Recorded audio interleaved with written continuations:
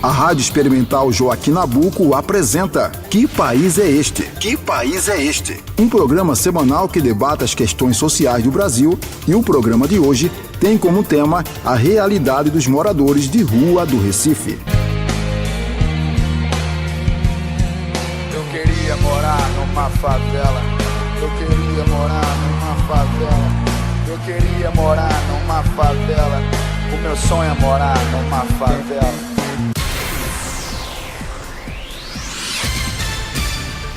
De acordo com o Instituto Brasileiro de Geografia e Estatística, o IBGE, o Brasil tem hoje cerca de 200 milhões de habitantes. Desse total, entre 0,6% a 1% são moradores de rua. Em números, isso pode chegar a 1.800.000 pessoas que não têm onde morar.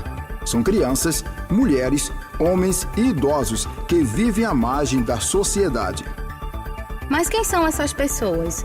Como elas vivem e quais são os desafios enfrentados nas ruas para conseguir sobreviver numa sociedade onde há pouco espaço para quem vive em situação de pobreza extrema? Gente que perde sua identidade e se tornam seres humanos invisíveis aos olhos da sociedade e do governo. A expressão invisibilidade social é um conceito criado pela sociologia para se referir às pessoas que são socialmente ignoradas. Para os indivíduos que sofrem com isso, o fato que as identifica é a exclusão e a indiferença, como explica o sociólogo e mestre em antropologia Jamerson Kempis. Esse conceito, essa ideia de invisibilidade social, de fato, ela parte da análise sociológica, mas existe um trabalho feito na psicologia social aqui do Brasil, de um estudante de psicologia que resolveu se vestir como gari durante um bom tempo e trabalhar na Universidade de São Paulo, na USP. E ele pretendia, com essa pesquisa, comprovar que, de fato, o conceito de visibilidade pública existe e acontece, se realiza no Brasil. Na medida que numa sociedade capitalista algumas funções, empregos estão associadas a baixa renda, pouco dinheiro, pouca remuneração financeira, então a função social desse indivíduo não é tão importante. E ainda há aqueles, como o capitalismo está muito acirrado e cada vez mais desigual, a sociedade está cada vez mais desigual, ainda há aqueles que sequer têm algum emprego ou alguma renda. Então, se os que têm baixa renda e emprego de hierarquia mais baixa não têm uma função social importante, imagina aqueles que não têm no capitalismo. A última pesquisa sobre população de rua do Recife foi coordenada pelo Instituto de Assistência Social e Cidadania, o IASC. Realizado em 2005, esse censo revelou que 1.390 pessoas vivem em situação de rua, sendo que 185 estão em casas de acolhidas e 1.205 pelas ruas da cidade. Segundo Baston de Carlos, gerente do Centro Especializado em População de Rua do Recife, existe um projeto para atualizações desses dados. A última campanha de censo já está defasada, já tem mais de 5 anos. E aí acreditamos que deve estar surgindo uma agora entre o segundo semestre de 2015 e início de 2016, até uma parceria com a Federal. E aí vamos ter esse número sendo atualizado. As ondas de vaidade inundaram os vilarejos. Minha casa se foi como fome. Moradores de rua. Grupo populacional composto por pessoas com diferentes realidades, mas que têm em comum a condição de pobreza e a falta de pertencimento à sociedade formal. A perda de vínculos familiares, perda de entes queridos, alcoolismo, drogas e doença mental são alguns dos motivos que levam as pessoas a se abrigarem nas ruas. Não tenho conhecimento dos meus pais legítimos. Fui adotado e meus pais que me adotaram também morreram. Não é um irmão que vive nas drogas, acabou com tudo que nossos pais deixou. Então eu fiquei sem recurso de vida nenhum, então me levou até a rua. Em 2007, foi realizada uma pesquisa sobre população em situação de rua, promovido pelo Ministério do Desenvolvimento Social e Combate à Fome. Os critérios estabelecidos para a realização da pesquisa ou contagem da população em situação de rua teve como finalidade efetuar um levantamento em escala nacional o mais abrangente possível. A pesquisa foi realizada em 71 municípios, com mais de 31 mil moradores de rua, e revelou que 35,5% estão nas ruas por conta de álcool e das drogas, 29,8% por conta do desemprego, 29,1% por desavenças com a família. 71,3% dos entrevistados no censo citaram pelo menos um desses 3 motivos, que podem estar correlacionados entre si ou um ser consequência do outro.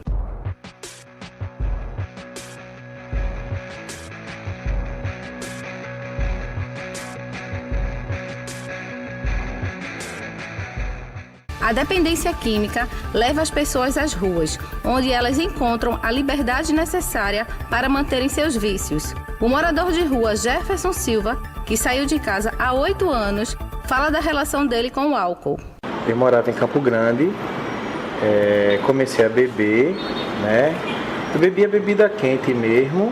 Para mim era normal beber todo dia, até na época eu não trabalhava.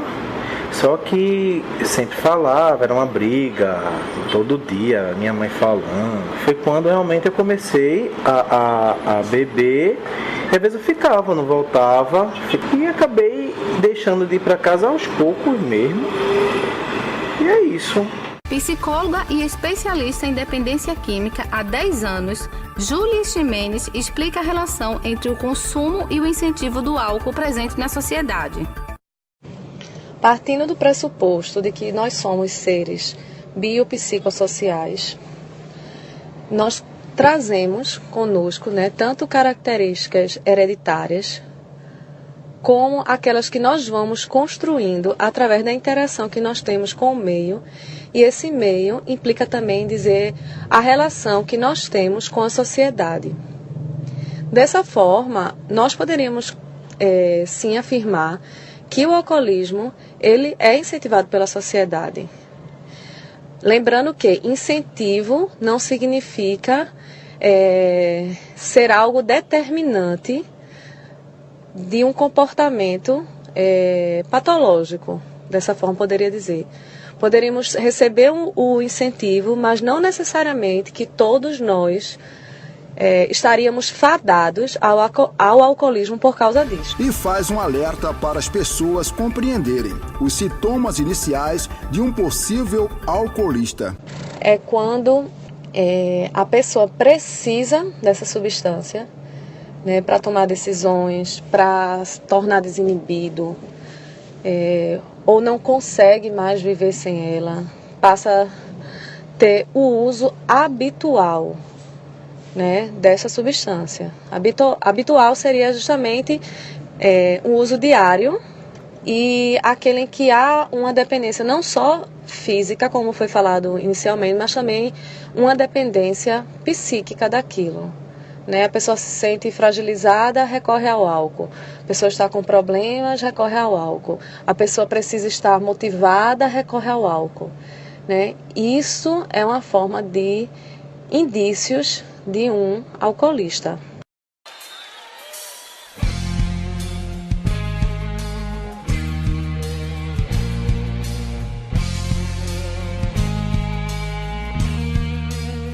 São muitos desafios diários. Um deles é a convivência com o preconceito, pois, por viverem em uma classe social menos favorecida, os moradores de rua muitas vezes acabam sendo alvo de uma visão equivocada por parte da sociedade. Numa sociedade capitalista como a nossa, atual, a tendência é que o preconceito, além dessas questões de cor, de religião, também seja por questões financeiras, questões econômicas. Então eu posso ter um preconceito a um indivíduo simplesmente porque ele não faz parte de uma classe social que me interessa. A moradora de rua Maria Helena, de 27 anos, sabe bem como é ser vítima do preconceito. Só porque a gente vive aqui, na calçada, aí muita gente pensa que somos bandidos. Mas tem gente que tem medo de passar perto da gente, pensa que a gente vai roubar. Outro dia mesmo, a mulher passou aí, aqui na praça, aí eu e minhas colegas estavam tudo brincando aqui, ela atravessou correndo nas pressas, Porque a pessoa que a gente ia roubar ela. Nós não tá nessa vida porque a gente quer não, e nem para roubar ninguém não, dona. A violência física também faz parte da rotina dos moradores de rua. As brigas entre eles é uma das formas mais comuns de violência nas ruas. Esses desentendimentos são geralmente causados pelo uso de bebidas ou drogas. De vez em quando tem umas brigas aqui, né? Um menino brigando com carro de cola, fica fazendo confusão o tempo todo. Aí, né, o pessoal passa, fica com medo da gente e vai pro outro lado, nem olha. A gente pode até pedir uma ajuda que ele não quer conversa.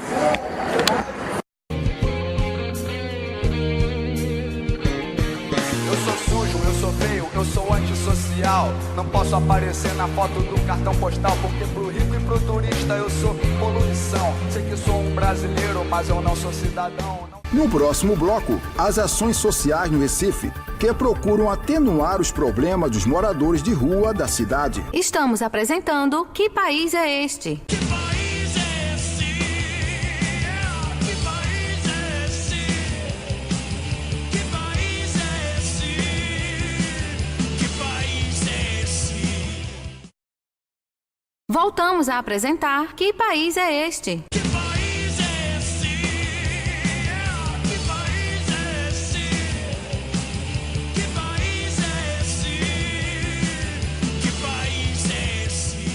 A Prefeitura do Recife, no âmbito da Proteção Social Especial de Média Complexidade, criou o Centro Especializado para a População de Rua, o Centro POP. Trata-se de um espaço de referência para o convívio grupal, social e de desenvolvimento das relações de solidariedade. E tem como uma das finalidades proporcionar vivências para o alcance da autonomia e estimular a participação social. No Recife, funcionam 2 unidades de centros POP para atender a demanda de todos os bairros da cidade. O Centro Glória fica no bairro da Boa Vista e o Neuza Gomes fica no Torreão, região metropolitana do Recife, conforme explica o gerente da unidade Glória, Bastisson de Carlos. O primeiro que surgiu em Recife foi em setembro de 2011, e aí não foi aqui no centro da cidade, né? Ele surgiu no Torreão, ali por trás da Unicord. Funciona de segunda a sexta, de 8 às 17, não abrimos aos finais de semana. No Centro Pop Glória, a partir de 19 horas às 7 da manhã, também funciona, e aí no caso todos os dias funciona o serviço especializado de abordagem social noturno, que aí tem um recorte de todo o território, né? Não são limitados, não tem uma equipe exclusiva, atende qualquer necessidade do território, ajudam nesse monitoramento de concentração de pessoas em situação de rua à noite. Os serviços oferecidos contribuem bastante para a sobrevivência dos moradores de rua, mas ainda faltam recursos para a melhoria da qualidade no atendimento. Segundo o Bastisson, alguns recursos financeiros foram cortados, dificultando o andamento das atividades. Até dezembro do ano passado, nós tínhamos o grupo de a oficina de teatro, a oficina de mosaico, a terapia ocupacional, né, que envolvia o grupo de autocuidados, e o Cine Debate, que é o Cine Pop. Aí atualmente nós perdemos, né, com a questão financeira, ainda não recontratamos as oficinas de teatro e a de mosaico. As outras atividades conseguimos manter ainda, mas aí ficamos com uma lacuna grande do horário, né? Aí basicamente os usuários se mantêm na perspectiva mesmo de higienização, de lavagem de roupas, de repouso, que é uma demanda mais corriqueira. Alex Cavalcante, usuário da unidade há 8 meses, fala da sua trajetória no Centro POP. Cheguei aqui porque eu tenho conhecimento de outro POP. Através de um morador de rua, isso aconteceu lá em Prazeres. E aí me levou ao Centro POP de lá. Então, quando eu vim para Recife, aí teve conhecimento que existiria também em Recife Centro POP. Aí vim para cá. O morador de rua, ele chega aqui, tem o banho, tira as suas documentações. A convivência é normal, entendeu? São pessoas que entendem um morador de rua, entendeu? Tem algumas dificuldades, mas a gente tem que compreender, né? Tatiane Silva, de 23 anos, que vive nas ruas há 10 anos, está grávida de 2 meses e também é beneficiada pelo Centro POP. Ela conta como é a convivência com outros usuários e a equipe de educadores. O Centro Pop, através das pessoas que moram na rua, realmente que acolhe a gente, né, que vive em situação de rua, nas drogas, em toda a situação doida. É um lugar muito bom que acolhe a gente pode descansar, relaxar, poder lavar uma roupa, tá entendendo? E são pessoas boas, conheci através de outros moradores. A pedagoga Rosilene Rodrigues destaca a importância da divulgação desse projeto. A importância é que a população tenha conhecimento que existe um serviço próprio direcionado a essa população, que é uma coisa nova, mas que existe, que as pessoas podem acessar, podem frequentar. A maioria das pessoas que tem família, que está nessa situação, muitas vezes desconhece, né, esse serviço, e às vezes até a própria população que está em situação de rua não conhece que existe esse serviço. Então, é de suma importância a divulgação da existência dos centros POPs no Brasil.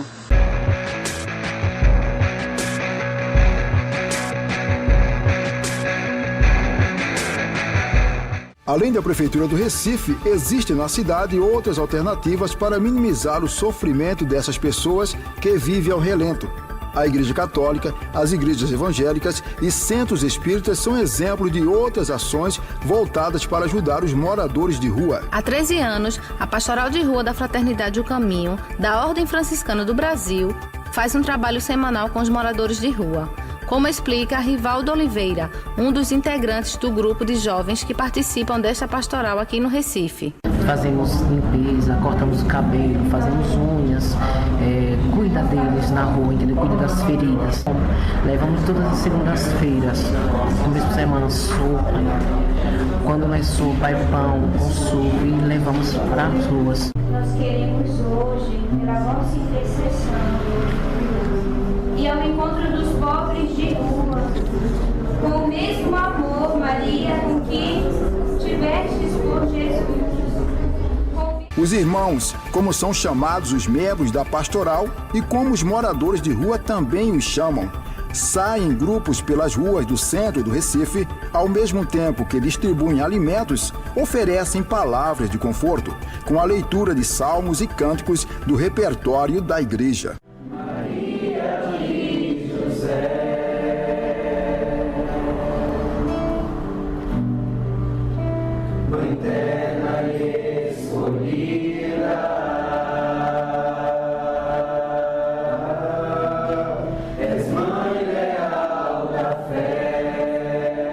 Nas ruas, os moradores recebem a equipe da pastoral com carinho, elogiam o trabalho realizado por eles e demonstram gratidão pela assistência recebida. Eles são bem legais, a gente come, eles ficam aqui conversando com a gente, tratam a gente bem, sem preconceito, sem nenhum estresse. Não é porque a gente é morador de rua, né, que o povo tem que virar a cara não. A gente precisa, né, de uma ajuda. A gente não trabalha, né, o povo vira as costas, mas é legal esse trabalho que eles fazem com a gente.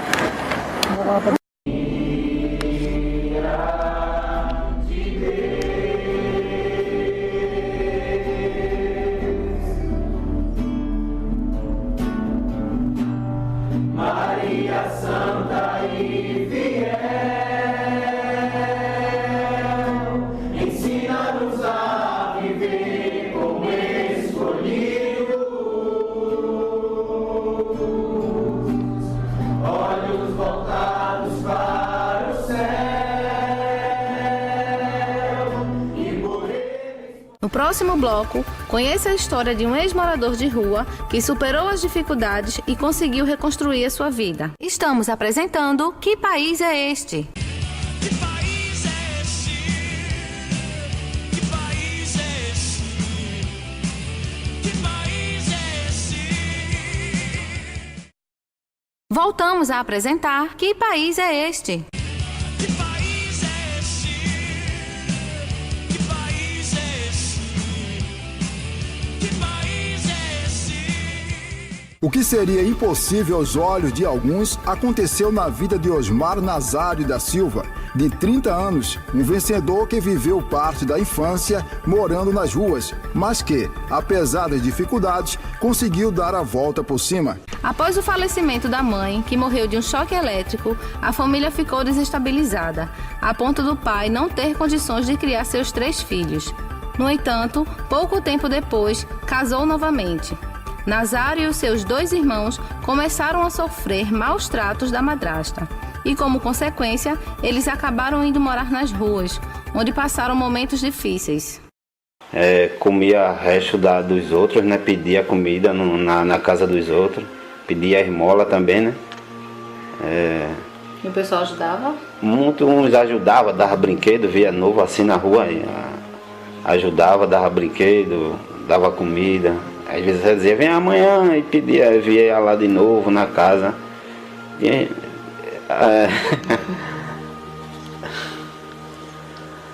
E apanhava na rua também, né? Que tinha outros meninos da rua que eram um pouco agressivos e andavam com faca, essas coisas. E eu, assim, por ser um pouco, sempre fui tranquilo desde criança e assim, nunca era agressivo, nunca.